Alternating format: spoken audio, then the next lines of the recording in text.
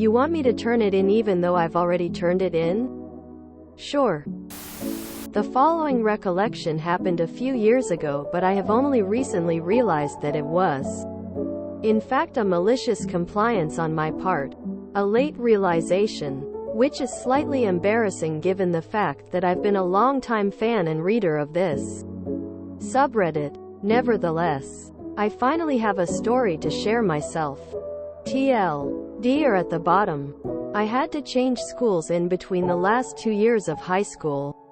Both schools had the same overall educational system, and both were obsessed with not letting anyone get away with plagiarism, and so viewed Turnitin as the teacher's best friend.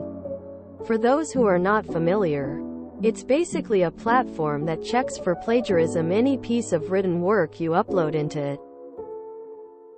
The thing about it was, though, that it would check a newly uploaded piece against the other pieces of work that had been uploaded prior. At least that's what my understanding of it was over a decade ago. Time zooms. Madness. Anyway, as I said, these two schools had the same educational program. I was even able to take the exact same classes at the same level for some subjects once I've moved over. One of them was chemistry. The only difference between the two schools' programs was that the coursework in the first school had to be done in the first year, whilst the coursework in the second school had to be completed in the second year. And since I moved in between the 2 years, I was essentially coming into the second school with all of my required coursework completed, submitted, done and dusted like Jell-O mustard, and most importantly, Turnitin. This one particular coursework, which caused the MC I am about to share, was in a way a unique piece of work. I did a small experiment, based on a suggestion from my professor, testing the relation between the rate of heating of a liquid in a glass container and the surface area of an exposed spirit burner's wick. The experiment turned out to be something that had little to none information online, so I ended up writing most of my coursework just purely based on my findings. FYI, the smaller the wick, the faster the rate of heating, which was the complete opposite of my initial hypothesis. So once I've completed it and turned it in and got it checked for plagiarism, unsurprisingly, I had almost 0% plagiarism. Fast forward about a year, I'm back in chemistry in my second year of my new high school. My new professor, who was a chill lady but unwavering about rules, was aware of my educational background and the current situation with my coursework, as by then she had already gone through my file and checked the grades and feedback I received for all of my projects the year prior. When the time came for the coursework in this second school, even though my new professor agreed that I don't need to work on any new coursework, she still insisted that I submit my old coursework and to turn it in. I tried to explain to her that based on my understanding, if I were to upload the coursework in question to turn it in, it will most certainly get flagged for plagiarism, one of the deadly sins as viewed by both schools. Which is fair enough. No likes their efforts to be claimed by someone else. My new professor would not have any of it, and kept on insisting that no matter what I say, I absolutely have to upload it. And so I complied, maliciously as I now realize. A day goes by and I'm sitting in a different class going about my day when an administrator assistant comes in, with a serious look of concern on their face, and asks that I go to the principal's office immediately. As you'd imagine, all of my classmates had the expected facial expression of that Chris Pratt, "Oh snap" gif meme. So I proceed to go visit the principal's office. There I find the principal, my chemistry professor, and if I remember correctly, the ethics counselor, all with grim expression, sitting in a semi-circle around a monitor. They ask me to sit down and start the conversation by explaining how bad plagiarism is exactly and how they have never seen such a high percentage of plagiarism at any point in the history of this school for any piece of work tuned in before, if my memory doesn't fail me. My coursework showed 86% plagiarism. At first I was taken aback and had a momentary surge of panic, thinking, oh damn, this is serious. What's happening? Quote, but once I heard the percentage of plagiarism, I figured that it was the damn Spirit Burner project. The principal asked me to explain myself, so I asked whether it shows the origin of the work that the website thinks I had plagiarized from. They said yes and turned the monitor to face me. Lo and behold, in admittedly fine print, the name and the author of the original piece of work is highlighted, stating my full name. As I point that out, all three have the "what?" reaction and check for themselves. After realizing their oversight, my chemistry teacher finally admits that she now got what I was trying to tell her before. With a sigh of relief and a bit of a nervous chuckle from both my side and the side of the administration, I was let go with an apology for raising the alarms. So I just went back to class with my nose up high and feeling unreasonably victorious and vindicated, as if I beat some kind of totalitarian system that punishes the creative minds of the youth. Anyway, that was it. TLDR. I was made to submit a unique piece of coursework into a plagiarism checking software, even though I said that it would be flagged for plagiarism because I've already submitted this piece of coursework into this plagiarism checking software and it was expectedly and massively flagged for plagiarism. So I almost got into big trouble. Why was it 86% and not 100% plagiarized though? Well, that one time someone stole my assignment and when I uploaded, I got 99% plagiarism. It was word for word. It was fine. The culprit got caught. I am just saddened that you were effectively taking the course over again. Why would a school system do that to you? Have you take some other course? Count the one you had already taken, and give you a broader education. Reminds me of an incident I faced in junior high. Not MC, because it was an innocent mistake. But basically we were doing creative writing and the teacher said we could work together if we wanted. Apparently, he meant work together in that we could go sit beside our friends while we worked. But my friend and I interpreted it to mean that we could work on the project together. So we sat down and collaboratively wrote a single assignment. We asked if we both had to hand in a paper and he said yes. Of course. So, naturally, we both wrote the exact same story as we discussed what it should be about, and then handed in our papers with our respective names on them. Teacher was not happy with us when he saw we had the exact same story. Brought us in and had a chat. Once we explained what we thought he had said, he was understanding and let us off the hook. I once had to do a report on a religion. I picked Rastafarian. Professor got mad because one of her students the previous semester had also done a report on it. And every single source I cited was the same exact ones he used. This was before the internet. I had to point out that our technology-focused college only had 4 books in the entire library that covered Rastafarian. We used the same sources because that's all there was to base the report on. I really had not seen the other students' report, and we did pull different quotes. Glad she didn't realize that he was my roommate though. He did tell me what books to look for. I used Turnitin in college and it was such a pain. Sources almost always registered as plagiarism, even if they were correctly referenced.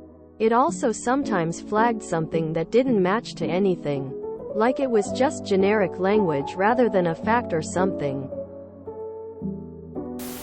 Steal from one source. Plagiarism. Steal from multiple sources. Research. Steal from yourself. Unforgivable. I had a similar experience with an online course I completed. There were regular assessments at the end of each module which were usually essay-based. On one particular occasion I used a fair amount of diagrams to illustrate my answers. But the plagiarism software they used was only able to recognize text. When it came to submitting the work, it was returned as 28% plagiarized. So I initially failed the assessment. What they didn't do was review the reason for the high percentage. So I asked for a full review so I could see where I went wrong. When the time came for the review, I immediately spotted the problem. There on the summary page was a breakdown of the data sources that had been flagged. And the highest single percentage was 23% for the learning organization's own website. We then looked at the text relating to that percentage. And every single word highlighted was for the questions that I had to answer. I got a swift apology and my grade reinstated. They also included the report from the software in every grading. After that we could see what was being flagged.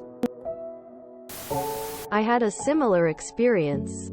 I caught the eye of the professor on one of my undergrad project's papers. The professor invited me to take a graduate-level class that was open to undergrads with professor permission. He specifically invited me to expand upon my undergrad project as part of the graduate class project. Now the PhD running a good chunk of the graduate class did not get that memo, or ignored it since she disliked having an undergrad in the class. While I cited my previous work, she accused me of plagiarism. I tried explaining I cited my own work, complete with references. But she said I have to tell it to the dean. Professor wasn't present for any of this. At the dean's office, she laid out her case, that I plagiarized several particular ideas and didn't cite work. I brought a printout of the professor's email, inviting me to expand upon my undergrad project as part of the graduate class project. I brought the grad class project, that clearly cited the undergrad work. I also brought my original undergrad paper. Thank goodness I was an academic packrat back then, with the professor's handwritten note complimenting me for the particular ideas and to consider taking the grad level class. Professor says, "Wait, you told me he plagiarized different concepts." Dean apologized to me and dismissed me. As I was leaving, he asked the PhD, in an aggressive tone, paraphrased, "Why the hell did you waste everyone's time? WTF was that BS?" Quote, I never learned what her deal was. But, unusually, she was not back in the spring. Most PhDs working at that university were there for the entire academic year, not just a semester. My high school really stuck to their guns on this one and busted a student for plagiarizing himself. They insisted that he should have cited himself for reusing part of an essay on the same subject. I practically wrote the same essay for 3 different college lit classes once and they didn't care. In university I wanted to submit a paper I wrote for a college course that I had taken a couple years before. The professor told me that, because I had used the paper previously, it was not an original paper and I would be cited for plagiarism, even though I was the original author.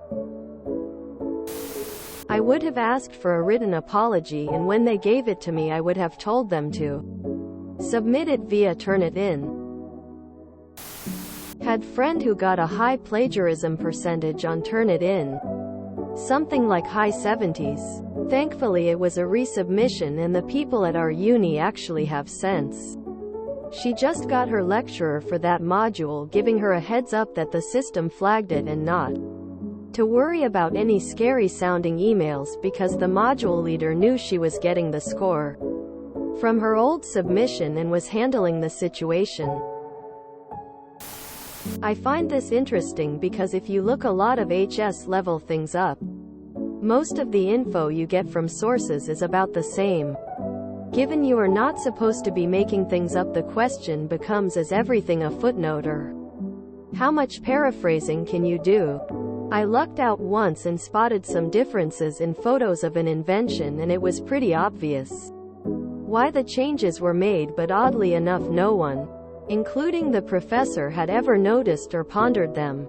There was a apocryphal story about the invention, and citing the original photo I was able to make a good argument that the story was indeed apocryphal. No doubt there were some results, but it was almost impossible for the results to be legible without the improvements they added and documented in the second photo.